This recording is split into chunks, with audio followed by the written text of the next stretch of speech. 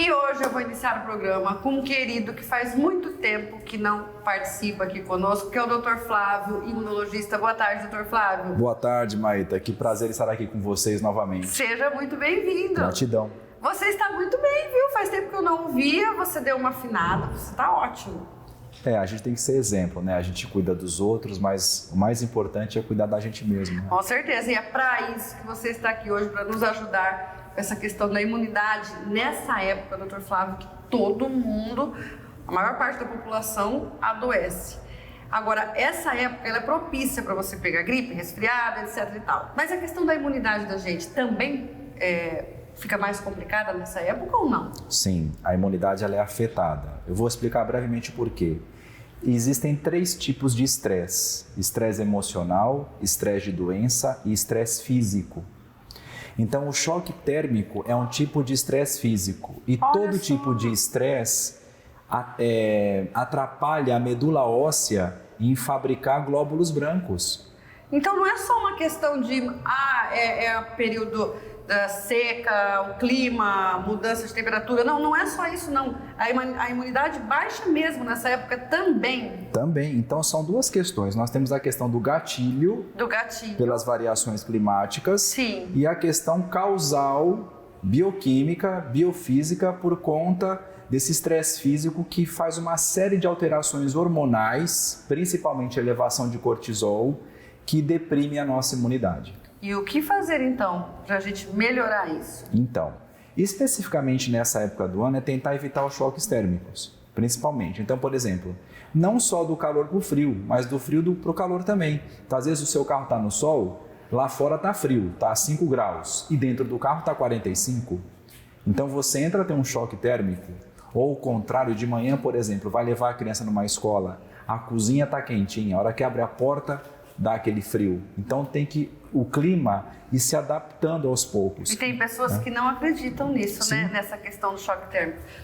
Ou seja, você tem que ir aclimatando, né, o seu corpo. Aclimatando, perfeitamente. Isso faz todo sentido, porque todo mundo pensa em estresse como algo totalmente emocional somente.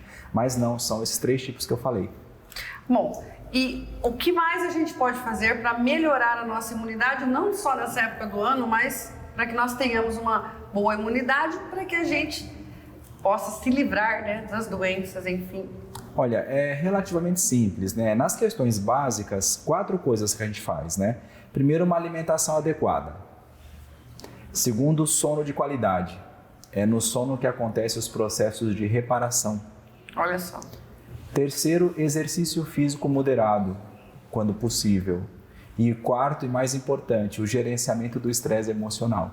Tudo isso melhora a sua imunidade e apoia. A falta disso...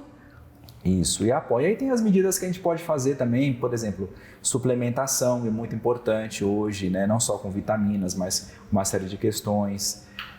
Práticas integrativas, por exemplo, meditação, respiração assistida.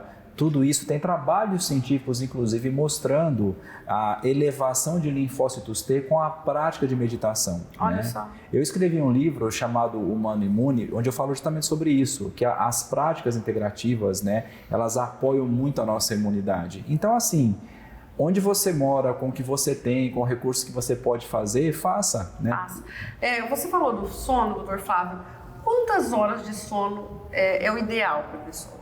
8 horas. 8 horas. Por quê? Existe o hormônio cortisol.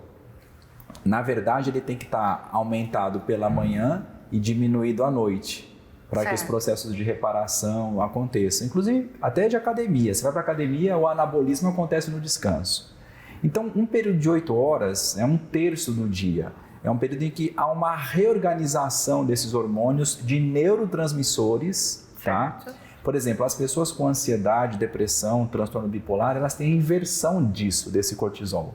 Ele é mais evidente à noite e aí a pessoa ela inverte e isso atrapalha muito a imunidade. Por isso que as pessoas que trabalham à noite ficam mais doentes. Ou seja, tem que dormir. Quem tem problema de insônia tem que resolver isso, mas se você não tiver um sono adequado e as horas de sono adequado, isso vai implicar em muito na sua saúde, não é? Na verdade, tudo que sai do equilíbrio, né? É simples a receita. A gente tem que procurar fazer assim.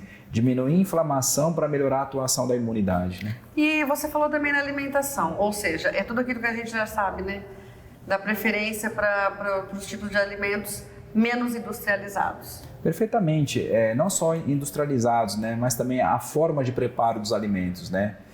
Alguns alimentos não fritar, tentar assar, né, cozinhar o mais cru possível as verduras para que não percam os seus nutrientes, né? Então hoje há uma série de possibilidades que a gente vê até nas redes sociais, né? Utilizar as redes sociais a nosso favor.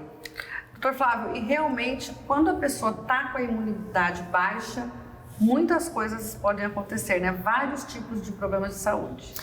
De infecções de repetição até câncer. Até câncer, né? Todo câncer é uma falha de imunidade, sem exceção.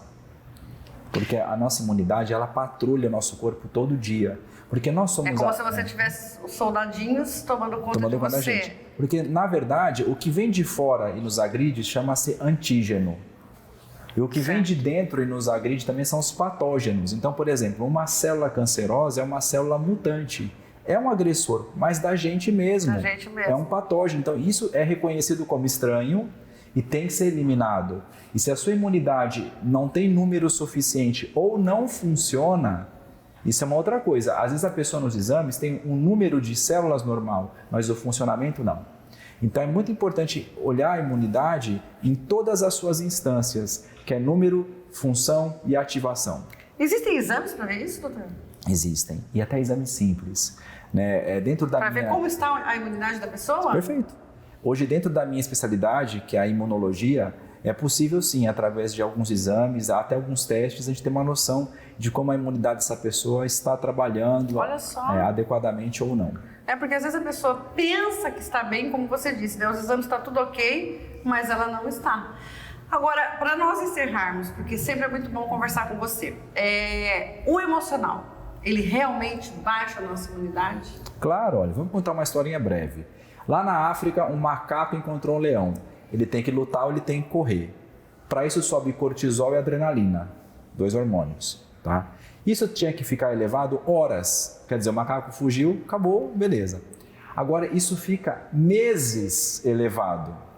E esse período prolongado manda ordens para que o nosso corpo pare de fabricar a nossa imunidade como devia. Perfeita explicação, fácil para entender. Simples assim. Então, simples assim. Por isso que muitas pessoas, nossa, teve uma herpes depois de um susto.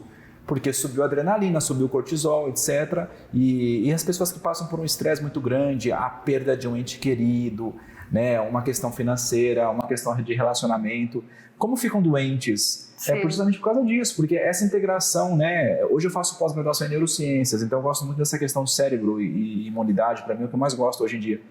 Então essa relação é muito importante. E o contrário também.